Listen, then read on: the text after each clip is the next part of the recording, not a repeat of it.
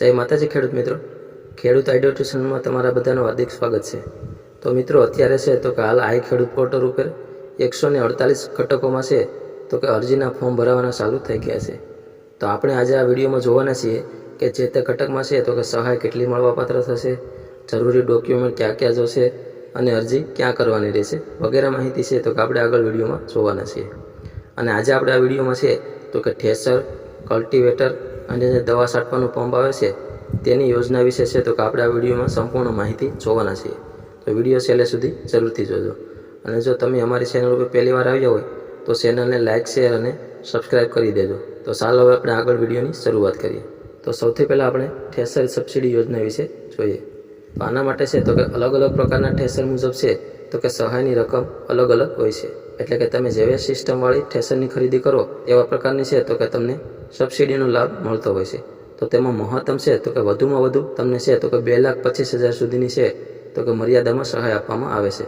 તમારા જે સાધનની કિંમત હોય તે ઓછી હોય તો તે મુજબ છે તો કે તમને સબસિડી મળવાપાત્ર રહેશે, પણ વધુમાં વધુ છે તો કે તમને 2,25,000ની છે સહાય છે તો કે આપવામાં આવશે। તો ત્યાર પછી હવે આપણે કલ્ટિવેટર સબસિડી વિશે જાણીએ। તો તેમાં સહાયનું ધોરણ જોઈએ તો તેમાં છે તો કે લાભાર્થી હોય તેઓની પસંદગી અનુસાર છે તો કે 25,000 સુધીની સહાય છે તો કે ખેડૂતોને કલ્ટિવેટર ખરીદવા માટે છે તો કે આપવામાં આવશે। એટલે કે જેવા પ્રકારનું તમે કલ્ટિવેટર ખરીદશો તે પ્રમાણે છે તો કે તમને સબસિડીનો લાભ મળવાપાત્ર થશે। ત્યાર પછી હવે આપણે દવા છાંટવાનો જે પંપ આવે છે તેના વિશે આપણે જાણીએ। તેમાં આપણે મળવાપાત્ર સહાય છે એસસી અને એસટી કેટેગરીના ખેડૂતોને છે તો કે ખરીદ કિંમતના 75% અથવા તો વધુમાં વધુ રૂપિયા 4,500 છે તો કે મળવાપાત્ર થશે।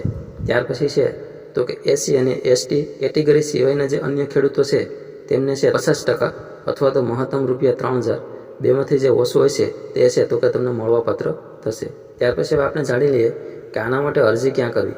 તો આના માટે છે તો કે તમારે આઈ ખેડૂત પોર્ટલ ઉપર ઓનલાઈન અરજી કરવાની રહેશે। ઓનલાઈન અરજી તમે તમારી જાતે અથવા તો તમારા ગામના વીસીએ ઓપરેટર હોય તેની પાસે છે તો કે ઓનલાઈન અરજી કરાવી શકો છો, અથવા તો નજીકમાં કોઈ સાયબર કાફે હોય તો ત્યાં પણ છે તો કે તમે અરજી કરાવી શકો છો। અને આપણે ફોર્મ ભરવાની છેલ્લી તારીખની વાત કરીએ તો 26 એપ્રિલ 2026 છે તો કે છેલ્લી તારીખ રહેશે। તે પહેલાં છે તો કે તમારે જે પણ ઘટકમાં અરજી કરવાની હોય તો વહેલી તકે છે તો કે તમારે એમાં અરજી કરી દેવી, કારણ કે જો તમે છેલ્લે અરજી કરવા જશો તો સર્વર છે તો કે ડાઉનના કારણે તમારી અરજી પણ અટકી શકે છે। એટલે કે છે તો કે સમયસર અરજી કરી દેવી। ત્યાર પછી આપણે જાણી લઈએ કે આ ઘટકોમાં છે તો કે અરજી કરવા માટે જરૂરી ડોક્યુમેન્ટ ક્યાં ક્યાં જશે। તો તેમાં છે તો કે 7, 12 અને 8ની નકલ, આધાર કાર્ડ, બેંક પાસબુક અને મોબાઈલ નંબર। જે મોબાઈલ નંબર તમે આમાં આપશો તે છે તો કે તમારા આધાર કાર્ડ સાથે લિંક હોવો જરૂરી છે। તો આટલા ડોક્યુમેન્ટ તમારી પાસે છે તો તમે છે તો કે આ ઘટકોમાં છે તો કે ફોર્મ ભરી શકશો। ફોર્મ ભરાઈ જાય ત્યારબાદ છે તો કે તમારે અરજીની પ્રિન્ટ છે તો કે ડાઉનલોડ કરી લેવાની છે અને તે પ્રિન્ટ છે તો કે તમારે તમારી પાસે સાચવીને રાખવાની છે। ત્યાર પછી છે તો કે બધી ફોર્મ ભરવાની પ્રક્રિયા પૂર્ણ થઈ જાય ત્યાર પછી છે તો કે ટૂંક જ સમયમાં જેટલી પણ અરજી થઈ હોય તે અરજીનો છે તો કે ડ્રો કરવામાં આવશે અને જો તેમાં તમારી પસંદગી થાય છે તો તમને છે તો કે SMS દ્વારા જાણ કરવામાં આવશે। ત્યાર પછી છે તો કે તમારે જે પણ ઘટકમાં અરજી મંજૂર થઈ હોય તેની છે તો કે તમારે 1 મહિનાની અંદર ખરીદી કરવાની રહેશે।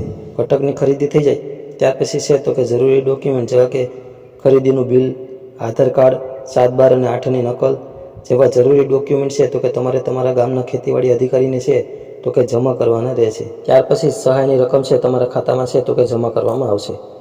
તો આ વિડીયોમાં આટલું જ। મળશું હવે આપણે એક નવા ઘટકના નવા વિડીયો સાથે। ધન્યવાદ।